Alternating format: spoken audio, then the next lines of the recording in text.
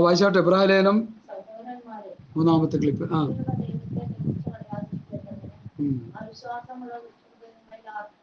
അവിശ്വാസമുള്ള ദുഷ്ടഹൃദയം. അവിശ്വാസമുള്ള ഹൃദയത്തെ ദൈവം ദുഷ്ടന്റെ കൂട്ടത്തിൽ കൂട്ടുക. യേശുക്രിസ്തുവിനെ ഈ ഭൂമിയിലേക്ക് അയച്ച് തന്റെ പുത്രന്റെ രക്തത്തിലൂടെ കർത്താവ് വീണ്ടെടുപ്പ് നടത്തി. ദൈവം നമ്മെ വീണ്ടെടുത്തു, ദത്തെടുത്തു, പിന്നെ വിലയ്ക്ക് വാങ്ങി, പേർ ചൊല്ലി വിളിച്ചു. ഇതൊക്കെ ചെയ്തിട്ടും നമ്മൾ ദൈവത്തെ അവിശ്വസിക്കുന്നെങ്കിൽ ആ ഹൃദയത്തിന് ദൈവം ഇടുന്ന പേരാണ് ദുഷ്ടന്മാരെന്ന്. മനസ്സിലാക്കിയോ? ദുഷ്ടഹൃദയം. ദൈവം നമുക്ക് വേണ്ടി ചെയ്തു വെച്ചിരിക്കുന്ന എല്ലാ അനുഗ്രഹങ്ങളും വിശ്വാസത്താൽ പ്രാപിച്ചെടുക്കണമെന്നുള്ള ദൈവവ്യവസ്ഥ.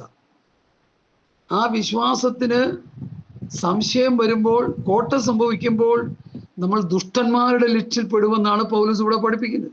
അവിശ്വാസമുള്ള ദുഷ്ടഹൃദയം നിങ്ങളിൽ ആർക്കും ഉണ്ടാകാതിരിപ്പാൻ നോക്കുകയും. ഇനി അടുത്ത 13-ാം വാക്യം. നിങ്ങളിൽ ആരും പാപത്തിന്റെ ചതിയാൽ കഠിനപ്പെടാതിരിക്കേണ്ടതിന് ഇന്ന് എന്ന് പറയുന്നിടത്തോളം നാൾതോറും അന്യോന്യം പ്രബോധിപ്പിച്ചുകൊള്ളുവീൻ. അന്യോന്യം പ്രബോധിപ്പിക്കണം. ദൈവവചനമെടുത്ത് അന്യോന്യം പ്രബോധിപ്പിക്കണം. 5, 10, 15, 20, 30, 40 വർഷം വിശ്വാസിയായിട്ട് നടന്നവന് ഒരു പ്രബോധനം പറയാനും ഇല്ല. ഏതെങ്കിലും ഒരു ചള്ളു വിഷയം എടുത്ത് ഇട്ടുകൊടുത്തു കഴിഞ്ഞാൽ അതിനെക്കുറിച്ച് വാചാലനാകും. രാഷ്ട്രീയമോ മറ്റു കാര്യങ്ങളോ. വചനം പറയാനുള്ള എന്തില്ല? വിശ്വാസമില്ല, പ്രത്യാശയില്ല, വചനജ്ഞാനമില്ല, ആത്മീയ ജ്ഞാനമില്ല, സ്വർഗീയ ജ്ഞാനമില്ല.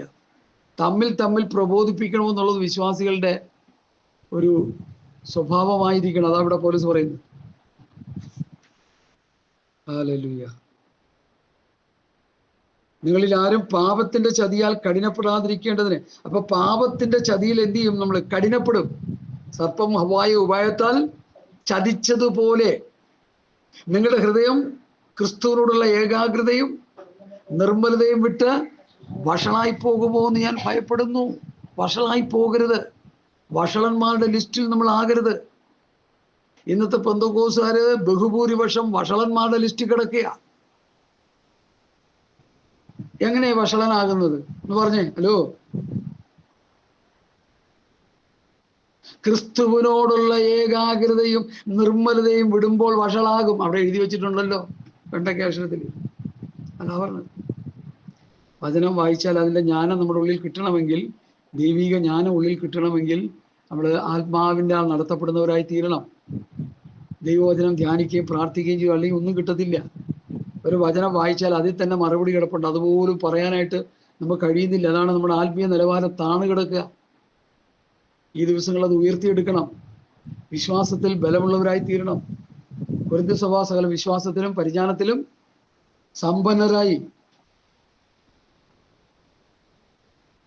ഭൗതിക സമ്പത്ത് പ്രാപിച്ച് അത് ദൈവം അനുഗ്രഹിച്ചെന്ന് പറഞ്ഞ് നടക്കുന്ന വിശ്വാസികളെ കൊണ്ട് നിറഞ്ഞു കിടക്കുക ഇന്ന് ആത്മീയ ലോകം. മക്കളെയൊക്കെ അമേരിക്കയിലും ലണ്ടനിലും ദുബായിലും ഗൾഫ് രാജ്യങ്ങളിലൊക്കെ അയച്ച് ഞങ്ങളുടെ അപ്പനമ്മമാര് കഞ്ഞിക്ക് വകയില്ലാത്തവരായിരുന്നു. ഇപ്പോൾ ഞങ്ങളെ ദൈവം അനുഗ്രഹിച്ച് സമൃദ്ധിയുടെ മടിത്തട്ടിൽ ഞങ്ങൾ കിടന്നുറങ്ങി നരകത്തിൽ പോകുന്നവരായി തീർന്നുകൊണ്ടിരിക്കുകയാണെന്ന് ഞാൻ പറയുക. സമൃദ്ധി നല്ലതാണ്. ആത്മീയ സമൃദ്ധി ഇല്ലെങ്കിൽ എന്തിനു കൊള്ളാം സമൃദ്ധി? സ്വർഗത്തിലെ സകല ആത്മീയ അനുഗ്രഹങ്ങളാൽ നമ്മൾ അനുഗ്രഹിക്കപ്പെടുന്നില്ലെങ്കിൽ ഭൗതിക അനുഗ്രഹം കൊണ്ട് എന്ത് നേട്ടമെന്ന് എൻ്റെ ചോദ്യം. പണമുള്ള വിശ്വാസികളിൽ ഞാൻ സസൂക്ഷ്മം പഠിച്ചിട്ട് അവർ ഭൗതികമായ അനുഗ്രഹം പ്രാപിച്ചവരാണ്. ആത്മീകമായി അവരെ കാശിന് കൊള്ളത്തില്ല. വ്യക്തവും കൃത്യമായി ഞാൻ പറയുന്നത് മനസ്സിലാക്കണേ ദൈവത്തോർത്ത്. ഹല്ലേലൂയ. നമ്മൾ ആത്മീക സമ്പന്നരാകണമെന്ന് ദൈവം ആഗ്രഹിക്കുന്നു. നമ്മുടെ കർത്താവായ യേശുക്രിസ്തു സമ്പന്നനായിരുന്നിട്ടും തൻ്റെ ദാരിദ്ര്യത്താൽ നിങ്ങൾ സമ്പന്നരാകേണ്ടതിന് നിങ്ങൾ നിമിത്തം ദരിദ്രനായി തീർന്ന കൃപകൾ അറിയും. അപ്പൊ കർത്താവ് ദാരിദ്രനാകാനായിട്ട് നമ്മൾ സമ്പന്നത പ്രാപിക്കാനാണ് കർത്താവ് ദരിദ്രനായത്. അവൻ സമ്പന്നനായിരുന്നു ഓൾറെഡി. അല്ല, സമ്പന്നനായ കർത്താവ് എങ്ങനെ ദരിദ്രനായി? നമ്മളെ സമ്പന്നനാക്കാൻ. നമ്മളെ സമ്പന്നനാക്കാൻ. മനസ്സിലായോ? നമ്മളെ സമ്പന്നനാക്കാനാണ് കർത്താവ് ദരിദ്രനായത്. ആ വാക്യം തിരിച്ചിട്ട് പ്രസംഗിച്ചുകൊണ്ടിരിക്കുക. ഇപ്പോൾ നമ്മളെ ഭൗതിക സമ്പന്നരാക്കാനാണ് കർത്താവ് ദരിദ്രനായത്. അയ്യോ, ഇവിടെ പരസ്യമായിട്ട് പ്രസംഗിച്ചുകൊണ്ടിരിക്കുക, ഞാൻ കേട്ടോണ്ടിരിക്കുകയല്ലേ. സമ്പന്നൻ സമ്പന്നൻ, ധനവാൻ ധനവാൻ ധനവാൻ, ദാരിദ്ര്യം വിട്ടുകളാ, ദാരിദ്ര്യം വിട്ടുകളാ, സമ്പന്നനാക് സമ്പന്നനാക് സമ്പന്നനാക്. ഈ പറഞ്ഞ ഉപദേശിയെ ഞാൻ പഠിച്ചപ്പോൾ ഉപദേശി ചെയ്തൊരു മഹാഭാവം ഞാൻ നിങ്ങളോട് പറയാൻ ആഗ്രഹിക്കുക. അദ്ദേഹം സോഷ്യൽ മീഡിയയിലൂടെ പരസ്യപ്പെടുത്തിയ കാര്യം ഇതാണ്: എൻ്റെ ചാരിറ്റബിൾ സൊസൈറ്റിയിലൂടെ എത്ര കോടി രൂപ വേണമെങ്കിലും ആർക്കും മാറ്റിയെടുക്കാം, ഞാനത് ചെയ്തു തരാം, എനിക്ക് എൻ്റെ കമ്മീഷൻ തന്നാൽ മതി. ഇവനെപ്പോലെ ദുരുപദേശി ലോകത്ത് വേറെ ഉണ്ടോ? ദ്രവ്യാഗ്രഹി ലോകത്ത് വേറെ ഉണ്ടോ? അല്ലല്ലോ. അതുകൊണ്ട് എന്നെ കേൾക്കുന്ന പ്രിയപ്പെട്ടവരെ, സ്തോത്രം സ്തോത്രം. നമ്മൾ ഈ ദൈവജനത്തിൻ്റെ മാർമിക സത്യം മനസ്സിലാക്കാതെ പോകരുത്. സ്തോത്രം. ആത്മിക സമ്പത്താണ് ദൈവം തരുന്നതെന്ന് മനസ്സിലാക്കണം. സൗരന്മാരെ, ജീവനുള്ള ദൈവത്തെ തേച്ചു കളയാതിരിക്കേണ്ടതിന് അവിശ്വാസമുള്ള ദുഷ്ടഹൃദയം നിങ്ങളിൽ ആർക്കും ഉണ്ടാകാതിരിക്കാൻ നോക്കുവിൻ. നിങ്ങളിൽ ആരും പാപത്തിന്റെ ചതിയാൽ കഠിനപ്പെടാതിരിക്കേണ്ടതിന്. ഇപ്പൊ പാപത്തിന്റെ ചതിയാൽ എന്ത് ചെയ്യും? കഠിനപ്പെടും. ക്രിസ്തുവിനോടുള്ള ഏകാഗ്രതയും നിർമ്മലതയും വിട്ടാൽ എന്ത് പറ്റും? ഹൃദയം വഷളായി പോകും. പാപം വർദ്ധിച്ചാൽ, പാപത്തിന്റെ ചതിയിൽപ്പെട്ടാൽ ഹൃദയം കഠിനപ്പെടും. ഹൃദയം കഠിനപ്പെട്ടാൽ ദൈവവചനം ഹൃദയത്തിൻ്റെ ഉള്ളിൽ പ്രവേശിക്കില്ല. അതാ ഇവിടുത്തെ വിഷയം. അതുകൊണ്ടാ പൗലോസ് പറയാം, എപ്പോഴും തെറ്റിപ്പോകുന്ന ഹൃദയമുള്ളവരെന്നും എൻ്റെ വഴികളെ അറിഞ്ഞിട്ടില്ലാത്തവരെന്നും ഞാൻ പറഞ്ഞു. അവിശ്വാസമുള്ള ദുഷ്ടഹൃദയം നിങ്ങളിൽ ആർക്കും ഉണ്ടാകാതിരിപ്പാൻ കരുതിക്കൊള്ളി.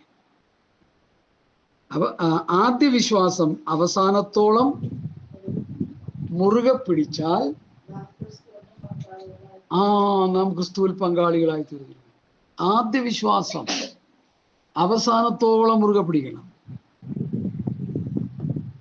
ആദ്യം നമുക്കുണ്ടായ കർത്താവിലുള്ള വിശ്വാസം അതൊരിക്കലും അതിൻ്റെ ലെവല് താണു പോകരുത്.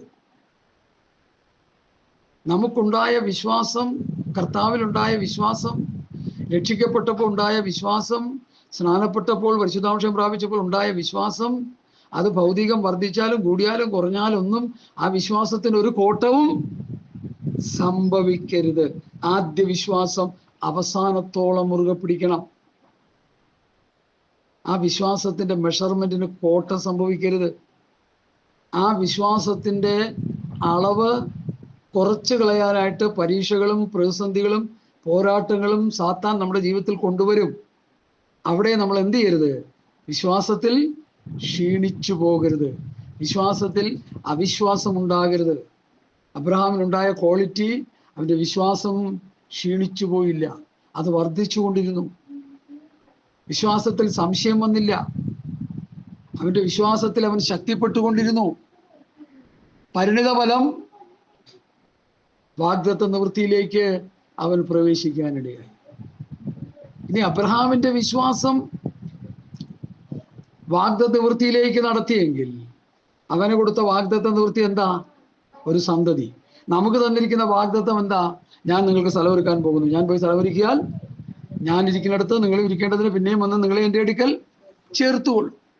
അപ്പോൾ അവൻ്റെ വാഗ്ദത്തം ഒരു സന്തതിയായിരുന്നെങ്കിൽ നമ്മുടെ വാഗ്ദത്തം സ്വർഗരാജ്യമാണ്, നിത്യതയാണെന്ന് നമ്മൾ മനസ്സിലാക്കണം.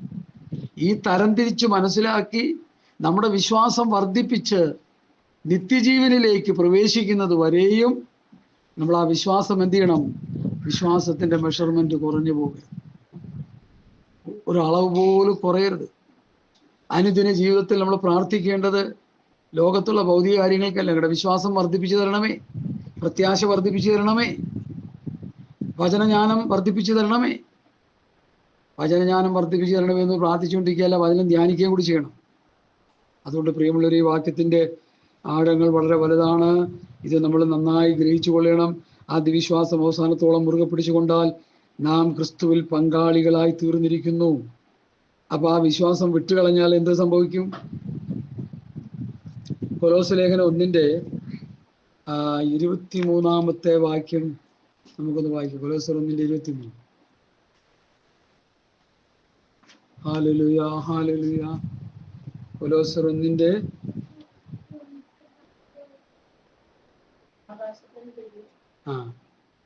വായിച്ചു. ഇടയിൽ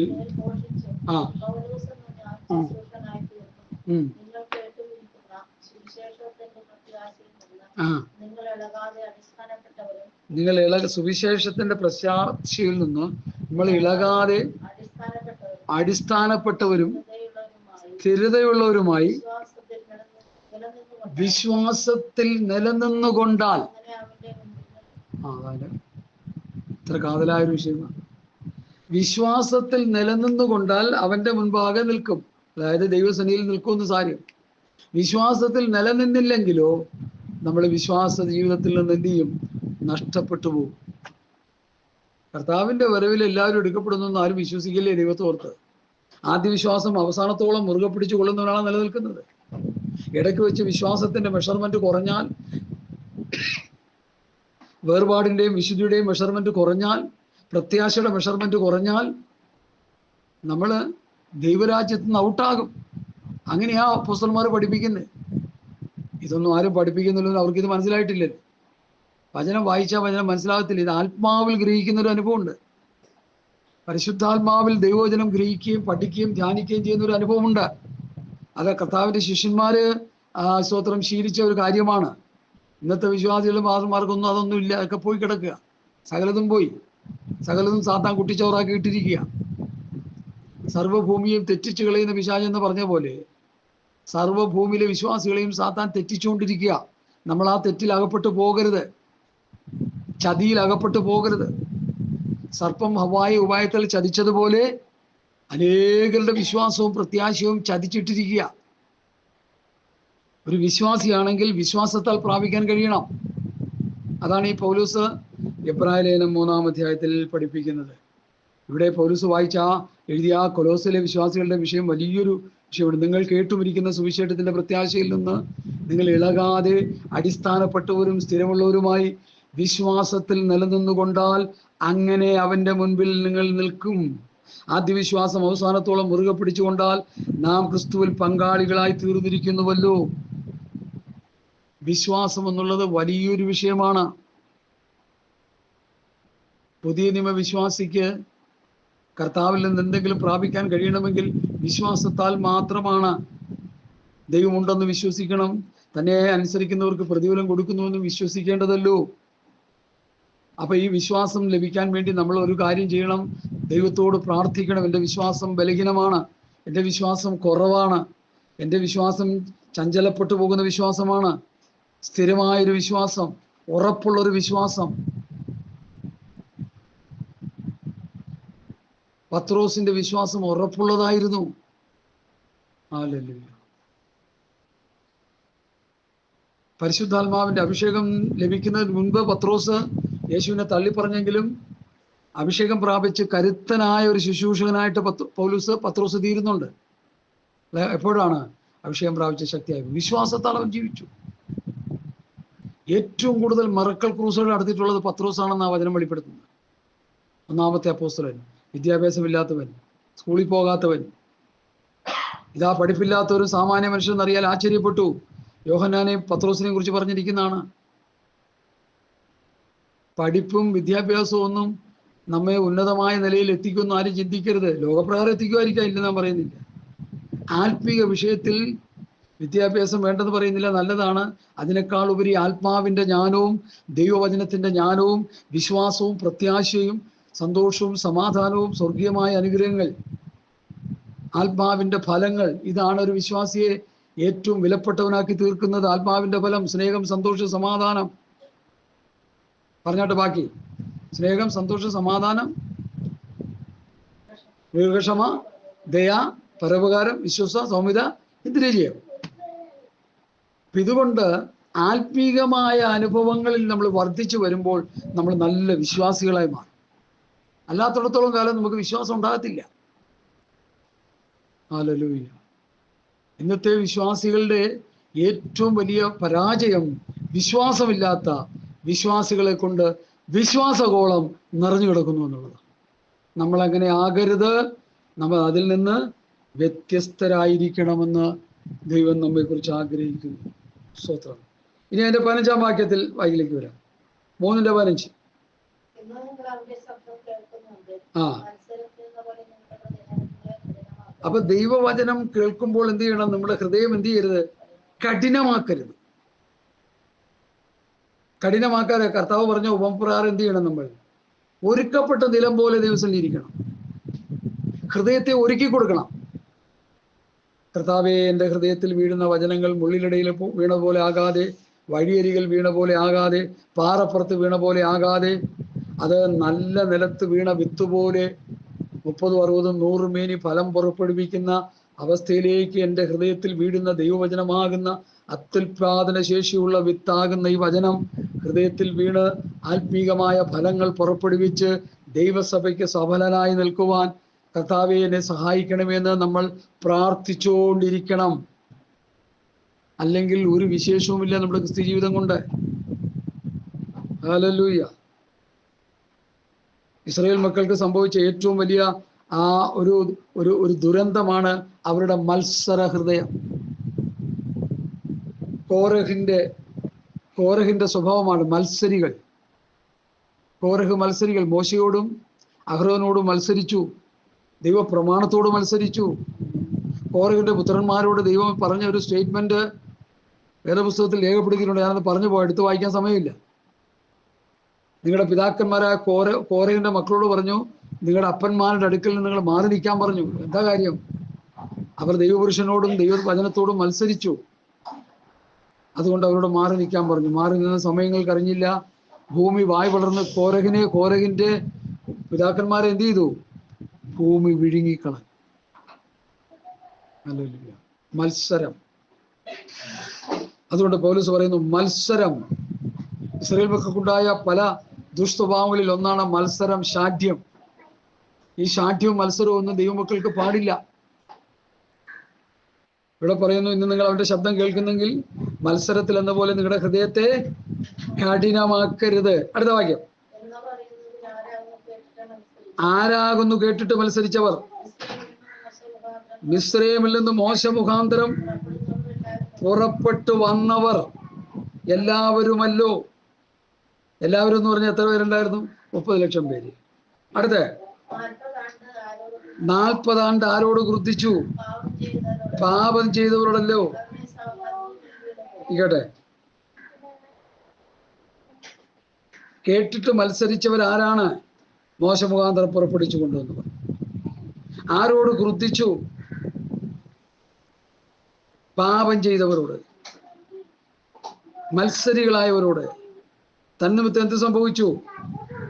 18-ാം വാക്യം വായിച്ചു. അവരുടെ ശവങ്ങൾ മരുഭൂമിയിൽ വീണുപോയി. 1 കൊരിന്ത്യർ ലേഖനം 10-ാം അധ്യായത്തിൽ നമ്മൾ എന്താ വായിച്ചത്? അവരെ മരുഭൂമിയിൽ തള്ളിയിട്ട് കളഞ്ഞു എന്ന് നിങ്ങൾ അറിയാതിരിക്കരുത്. അവരിൽ മിക്ക പേരിലും ദൈവം പ്രസാദിച്ചില്ല. അവരെ മരുഭൂമിയിൽ തള്ളിയിട്ട് കളഞ്ഞു നിങ്ങൾ അറിയാതിരിക്കരുത്. ആരാണ് ഈ അവർ? ഒരേ ആഹാരം തിന്നവർ, ഒരേ പാനീയം കുടിച്ചവർ, ഒരേ ലക്ഷ്യത്തോടു കൂടി യാത്ര തിരിച്ചവർ. മിര്യാമിന്റെ നേതൃത്വത്തിൽ പാട്ടൊക്കെ പാടി സന്തോഷത്തോടെ യാത്ര തിരിച്ച ജനമാ. പക്ഷെ മരുഭൂമിയിൽ ചത്തൊടുങ്ങിക്കൊണ്ടിരുന്നു. ഒടുങ്ങി കനാൻ ദേശത്തേക്ക് കാലുവെക്കാൻ നേരത്തെ എത്ര പേരുണ്ടായിരുന്നു? 2 പേര്, ഒരു ഇളം തലമുറയും. ബാക്കിയുള്ളവർക്ക് എന്ത് സംഭവിച്ചു? അവിശ്വാസ നിമിത്തം അവർക്ക് പ്രവേശിപ്പാൻ കഴിഞ്ഞില്ല. അവരുടെ പിറുപിറുപ്പ് നിമിത്തം അവർക്ക് പ്രവേശിപ്പാൻ കഴിഞ്ഞില്ല. അവരുടെ മത്സര ഹൃദയം നിമിത്തം അവർക്ക് പ്രവേശിപ്പാൻ കഴിഞ്ഞില്ല. അത് 1 കൊരിന്ത്യർ 10 പറയുന്നത്, ദുർമോഹികളായി, വിഗ്രഹാരാധികളായി, പരസംഗം ചെയ്യുന്നവരായി, ദൈവത്തെ പരീക്ഷിക്കുന്നവരായി, ദൈവത്തെ പിറുപിറുക്കുന്നവരായി അവർ മരുഭൂമിയിൽ എന്ത് ചെയ്തു? നശിച്ചുകൊണ്ടിരുന്നു. അത് പുതിയ നിയമസഭയ്ക്ക് വരാതിരിക്കാനാണ് എബ്രായ ലേഖനത്തിൽ ഇത് എഴുതുന്നതിന്റെ കാരണം. എബ്രായർ ഇസ്രായേൽ മക്കളാണല്ലോ, നമുക്കറിയാതെ, ഞാൻ പറയാതെ നിങ്ങൾക്കറിയാം. അപ്പൊ ഈ ഇസ്രായേൽ മക്കളിൽ നിന്ന് രക്ഷിക്കപ്പെട്ടു വന്ന, യഹൂദ ജാതിയിൽ നിന്ന് എബ്രായ ജാതിയിൽ നിന്ന് രക്ഷിക്കപ്പെട്ടു വന്ന യഹൂദരോടാണ് ഈ ലേഖനം നിലകൊള്ളുന്നത്. അപ്പോൾ തന്നെ ജാതികളായ നമുക്കുണ്ട്.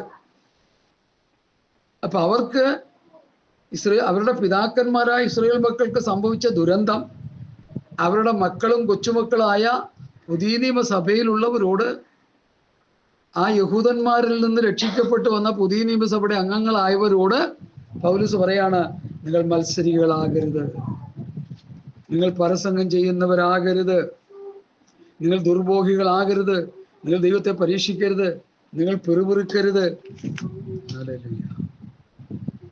നിങ്ങൾ നിങ്ങളുടെ ഹൃദയത്തിൽ ഹൃദയങ്ങളെ കഠിനമാക്കരുത്, മത്സര സ്വഭാവമുള്ളവരായി തീരരുത് എന്ന് പറയുന്നതിൽ ആരാകുന്നു? കേട്ടിട്ട് മത്സരിച്ചവർ, ഇസ്രായേലിൽ നിന്ന് മോശ മുഖാന്തരം പുറപ്പെട്ടവർ എല്ലാവരുമല്ലോ. 7-ാം വാക്യം. 40 ആണ്ട് ആരോട് വൃദ്ധിച്ചു? അറിയിക്കട്ടെ, ഈ 40 വർഷമാണ് ഇസ്രായേൽ മക്കളെ ദൈവം മരുഭൂമിയിൽ നടത്തിയ കാലഘട്ടം. ഈ 40 വർഷവും ദൈവത്തിന് അവരോട് എന്തായിരുന്നു? ക്രുദ്ധിച്ചുകൊണ്ടിരുന്നു. ഈ ക്രുദ്ധിക്കുക എന്ന് പറഞ്ഞാൽ എന്താ എൻ്റെ അർത്ഥം? ദൈവത്തിന് അവരോട് ഇഷ്ടക്കേടായിരുന്നു, അവരോട് വെറുപ്പായിരുന്നു. മരുഭൂമിയിൽ 10 അത്ഭുതം കണ്ടവരാ. രാത്രി അന്ധകാരം മാറ്റിക്കൊടുത്ത് വെളിച്ചമാക്കി കൊടുത്തു. തീത്തൂണുകൾ, അഗ്നിമേഘ തൂണുകളാൽ നമ്മൾ പാട്ടൊക്കെ പാടാറില്ലേ? അഗ്നിമേഘ തൂണുകൾ കൊടുത്തു. നല്ല ഒന്നാന്തരം വെയിൽ സമയത്ത്, ചൂട് കൊണ്ട് പൊളിയുന്ന സമയത്ത് മേഘം സൂര്യനെ മറയ്ക്കാൻ തണലായിട്ട് കൊടുത്തു. അതിനൊരു ഭാഷ പറഞ്ഞത് മരുഭൂമിയിൽ AC വെച്ച് കൊടുത്തെന്ന. ശരിയാ, AC ആയിരുന്നു മരുഭൂമിയിൽ അവർക്ക്. അതുപോലെ തണുപ്പായിരുന്നു അവർക്ക്, ഒട്ടുമില്ലായിരുന്നു. ഹല്ലേലൂയ. അവരുടെ വസ്ത്രം ജീർണിച്ചു പോയില്ല. അവർക്ക് ഭക്ഷിപ്പാൻ എന്ത് കൊടുത്തു? മന്ന കൊടുത്തു, ഇറച്ചി കൊടുത്തു. അവർക്ക് കുടിക്കാൻ വെള്ളം കൊടുത്തു. അവരുടെ വസ്ത്രം ജീർണിച്ചു പോയില്ല. അവരിൽ ഒരു ബലഹീനനും ഇല്ല. എറണാകുളം പട്ടണത്തിൽ എത്ര ഹോസ്പിറ്റലുണ്ട് നിങ്ങൾക്കറിയാം? എത്രയോ ഹോസ്പിറ്റൽ, എൻ്റെ കൗണ്ട് ചെയ്തിട്ടില്ല, എടുക്കണത്. കേരളം മുഴുവൻ, ഇന്ത്യ മുഴുവൻ, ലോകം മുഴുവൻ എത്ര ഹോസ്പിറ്റൽ ഉണ്ടായിരുന്നു? ഇസ്രായേൽ മക്കൾ ഈ 30 ലക്ഷം ജനത്തെ നടത്തിക്കൊണ്ട് വരുമ്പോൾ എത്ര ഹോസ്പിറ്റൽ ഉണ്ടായിരുന്നു അവിടെ? എത്ര മെഡിക്കൽ സെന്റർ ഉണ്ടായിരുന്നു? എത്ര ഡോക്ടർമാരുണ്ടായിരുന്നു? എത്ര വൈദ്യന്മാരുണ്ടായിരുന്നു? വചനം പറയുന്നു അവരിൽ ഒരു ബലഹീനനും ഇല്ലായിരുന്നു. ഇന്നോ ഇന്നത്തെ വിശ്വാസി കോളത്തിൽ കിടക്കുന്ന വിശ്വാസികൾ ബലഹീനന്മാരുടെ ഒരു സംഘമായി തീർന്നില്ലേ നമ്മളൊക്കെ? എന്താ കാര്യം? നമുക്ക് വിശ്വാസമില്ല, ദൈവത്തിൽ നിന്ന് പ്രാപിക്കാൻ കഴിയുന്നില്ല. ദൈവികമായ അനുഗ്രഹങ്ങൾ, ആത്മീകമായ അനുഗ്രഹങ്ങൾ, സ്വർഗീയമായ അനുഗ്രഹങ്ങൾ നമ്മളിൽ പ്രാപിക്കാൻ കഴിയുന്നില്ല. വിശ്വാസമില്ല, പ്രത്യാശയില്ല, സന്തോഷമില്ല, സമാധാനമില്ല. ആത്മീയ അനുഗ്രഹങ്ങൾ ഒന്നും നമുക്ക് വേണ്ടതുപോലെ പ്രാപിക്കാൻ കഴിയുന്നില്ല. ഒരു പരുവത്തിൽ അങ്ങനെ പോവുക. ഈ അനുഭവം കൊണ്ടൊന്നും ഒരിക്കലും ദൈവരാജ്യം പ്രാപിക്കാൻ കഴിയുമെന്ന് ആരും വിശ്വസിക്കരുത്. നമ്മളിലുള്ള ആത്മീയ അനുഭവങ്ങളെ വർദ്ധിപ്പിച്ചെടുക്കണം.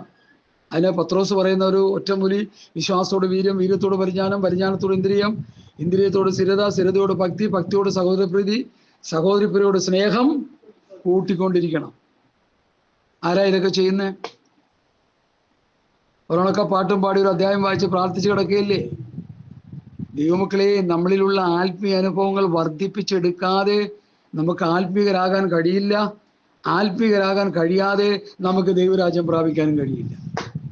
ഈ ലോകത്തിൽ ദൈവം നമുക്ക് തിന്നാനും കുടിക്കാനും ഒക്കെ തന്നിട്ടുണ്ടെന്ന് നമ്മൾ വിശ്വസിക്കുന്നു.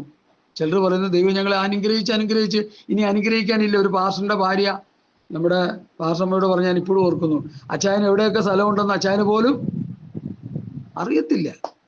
അതുപോലെ കിടക്കുകയാണ് എനിക്ക്. മക്കളെല്ലാം ഓസ്ട്രേലിയയിലും അമേരിക്കയിലും ലണ്ടനിലും ദുബായിലൊക്കെ കിടക്കുക. എൻ്റെ പൊന്നെ, നരകക്കുഴി എന്ന് അവരെ രക്ഷിച്ചെടുക്കാൻ ആർക്കാണ് കഴിയുക? ഞാൻ അവരെ ഓർത്ത് സഹതപിക്കുന്നു, കരയുന്നു, നിലവിളിക്കുന്നു. ഭൗതിക അനുഗ്രഹങ്ങളിൽ ഊറ്റം കൊണ്ടുകൊണ്ട് ആത്മീക ദാരിദ്ര്യത്തിൻ്റെ അടിത്തട്ടിൽ കിടന്ന് ആ ധനവാനെ പോലെ വിളിക്കേണ്ട അവസ്ഥ അവർക്ക് വരുമല്ലോ എന്ന് ഓർത്ത് വിലപിക്കുകയാണ് ദൈവമക്കളെ. ഞാൻ എൻ്റെ വാക്കുകളെ ഇവിടെ ചുരുക്കാൻ ആഗ്രഹിക്കുന്നു. 40 ആണ്ട് ആരോട് ക്രുദ്ധിച്ചു? 40 വർഷം ഇസ്രായേൽ മക്കളെ ദൈവം നടത്തി. 40 വർഷവും ദൈവത്തിന് അവരോട് ക്രുദ്ധിക്കലുണ്ടായിരുന്നു. അതായത് നീരസമുണ്ടായുള്ളൂ, വെറുപ്പുണ്ടായുള്ളൂ. കാരണം എന്താ? അനുസരണം കെട്ട ജനം. തേജോമനായ ദൈവം അവർക്ക് മോശ മുഖാന്തരം പ്രമാണം കൊടുത്തെങ്കിലും ആ പ്രമാണം മുഴുവൻ അവർ പുറംകാലുകൊണ്ട് തട്ടിക്കളഞ്ഞു മുമ്പോട്ട്. അവസാനം യോശുവയും കാലേബും അവർ ദൈവത്തോട് പറ്റി നിന്നു, പ്രമാണത്തോട് പറ്റി നിന്നു. അവർക്ക് വാഗ്ദത്ത ദേശത്ത് പ്രവേശിപ്പാൻ കഴിഞ്ഞു. കൃപയാൽ 8 പേർ നോഹയുടെ കാലത്ത് രക്ഷപ്പെട്ടു. കൃപയാൽ 2 പേര് മിസ്രൈമിൽ നിന്ന് പുറപ്പെട്ടതിൽ രക്ഷപ്പെട്ടു. അങ്ങനെയെങ്കിൽ പുതിയ നിയമസഭയും കോടിക്കണക്കിനുണ്ടെന്നൊക്കെ പറഞ്ഞാലും രക്ഷപ്പെടുന്നവര് പൗലോസ് അപ്പോസ്തലൻ പറയുന്നുണ്ട്, കർത്താവ് പറയുന്നുണ്ട്. രക്ഷിക്കപ്പെടുന്നവർ ചുരുക്കമെന്ന് കർത്താവ്. പത്രോസിന്റെ 2-ാം ലേഖനത്തിൽ പത്രോസ് പറയുന്ന ഒരു ഭാഗമുണ്ട്. അതിങ്ങനെയാണ്. ഹല്ലേലൂയ.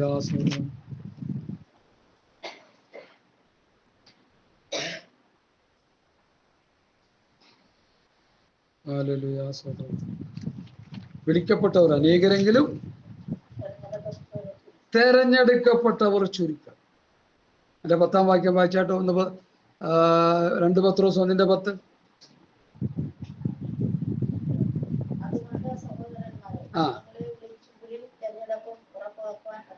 വിളിവും തെരഞ്ഞെടുപ്പും ഉറപ്പാക്കാൻ ശ്രമിക്കണം. ഇടറിപ്പോകാതെ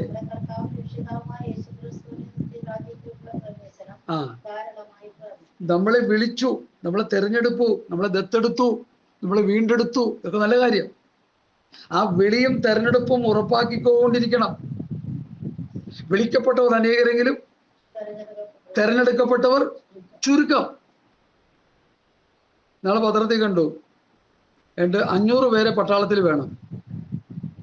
അതിന്റെ അപേക്ഷ എന്തായാലും എത്ര പേര് ചെയ്തെന്നറിയോ? 5 ലക്ഷം പേര്. ഒരു അപേക്ഷയ്ക്ക് 300 രൂപ വെച്ച് 5 ലക്ഷം പേരെ സർക്കാർ കാശ് അടിച്ചു മാറ്റി. 500 എണ്ണത്തിനെ തെരഞ്ഞെടുത്തു. 5 ലക്ഷം പേരുടെ അപേക്ഷയുടെ കാശ് സർക്കാരിന്റെ ഖജനാവിച്ചത്.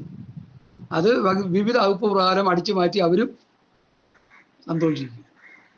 ജനത്തിന്റെ കാശ് കൊള്ളയടിച്ച് ജീവിക്കുന്ന സർക്കാരാണ് കേന്ദ്രത്തിലും നമ്മുടെ ഇവിടെയൊക്കെ ഉള്ളത്. ഇത് ഞാൻ പറയുന്ന കാര്യമല്ല, ലോകത്തുള്ള എല്ലാ ആൾക്കാരും പറഞ്ഞുകൊണ്ടിരിക്കുന്നത്.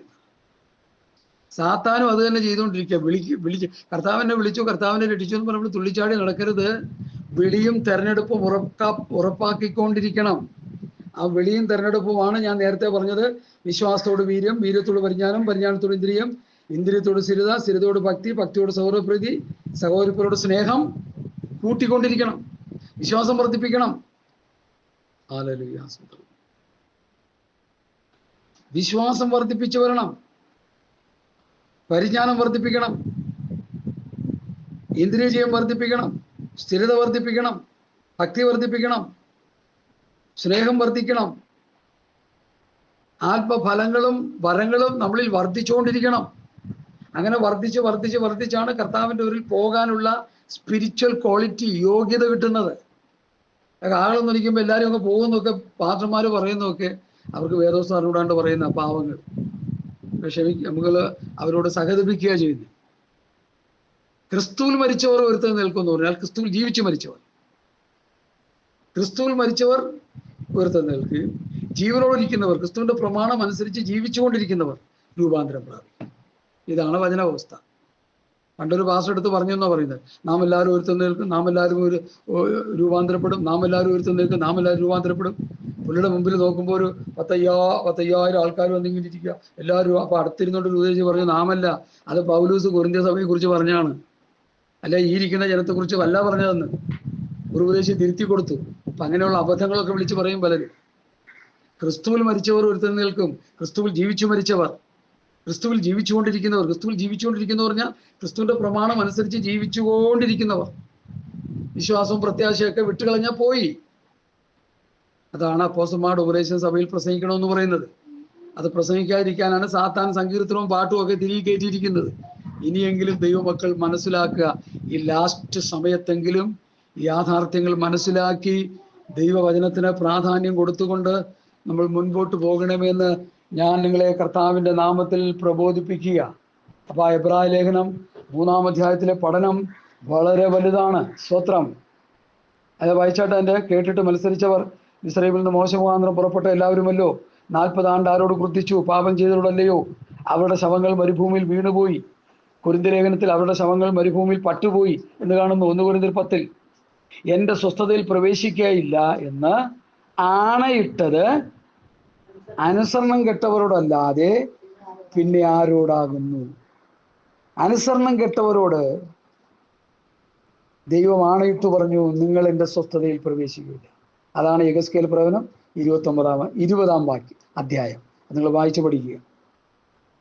ആദ്യം പറഞ്ഞു, നിങ്ങളെ ഞാൻ കൊണ്ടുപോകുമെന്ന് ആണയിട്ടു. അടിമത്തത്തിൽ പുറപ്പെടുവിക്കുമെന്ന് ദൈവം കൈയുയർത്തി സത്യം ചെയ്തു. എന്നാൽ അവസാനം പറഞ്ഞു, ഞാൻ നിങ്ങളെ കനാൻ ദേശം കാണിക്കില്ലെന്ന് കൈയുയർത്തി സത്യം ചെയ്തു. എന്താ കാര്യം? അനുസരണക്കേട്. അത് നമ്മുടെ ജീവിതത്തിൽ വരാതെ നമ്മളെ സൂക്ഷിക്കാനായിട്ടാണ് ഈ എബ്രായ ലേഖന കർത്താവ് ഈ 3-ാം അധ്യായത്തിലൂടെ നമ്മോട് സമ്പാദിച്ചത്. എൻ്റെ ഉപദേശമല്ല, പൗലൂസിൻ്റെ ഉപദേശം ഞാൻ ഇവിടെ പറഞ്ഞതേ ഉള്ളൂ. പൗലൂസ് എഴുതിയ ശ്രേഷ്ഠമേറിയ ഉപദേശം. സ്തോത്രം.